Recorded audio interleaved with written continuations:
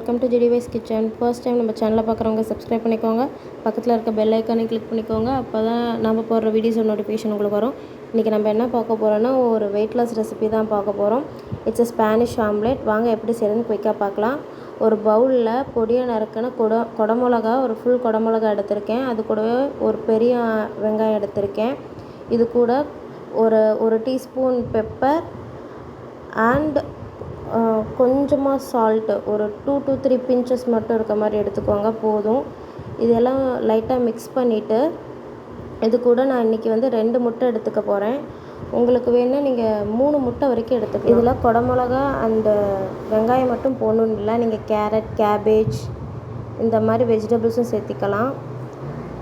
இப்போ இந்த முட்டையை நல்லா இதோட கலக்கிட்டு கூடவே ஒரு கல்லை பற்ற வச்சு அதை ஹீட் பண்ணிக்கோங்க. லைட்டாக ஹீட் ஆனதும் நம்ம கலக்கி வச்சுருக்க இந்த முட்டையை இதில் ஊற்றிக்கலாம். ஊற்றிட்டு இது கூட நான் ஒரு ஸ்பூன் நெய் ஆட் பண்ண போகிறேன். நீங்கள் பட்டர் ஆட் பண்ணிக்கலாம், ஒரு கோகோனட் ஆயில் ஆட் பண்ணிக்கலாம். இப்போ ஒரு சைடு வெந்தோடனே நம்ம இப்போ இதை திருப்பி போட்டுடலாம். சிம்லேயே வச்சு வேக வைங்க, அப்போ தான் நல்லா வெந்து வரும். திருப்பிட்டு சிம்லேயே வேகட்டும். இது நீங்கள் ஒரு பிரேக்ஃபாஸ்ட் ரெசிபியாக எடுத்துக்கலாம். பிரேக்ஃபாஸ்ட்டுக்கு இதுவும், இது கூட ஏதாச்சும் ஜூஸ், நம்ம ஆல்ரெடி போட்ட ஆம்லா ஜூஸ் எடுத்துக்கலாம், ஒரு எனி ஃப்ரூட் ஜூஸ் எடுத்துக்கலாம். எக்ஸப்ட் மேங்கோ, பனானா இந்த மாதிரி ஜூஸ் ஐட்டம்ஸ் வேண்டாம்.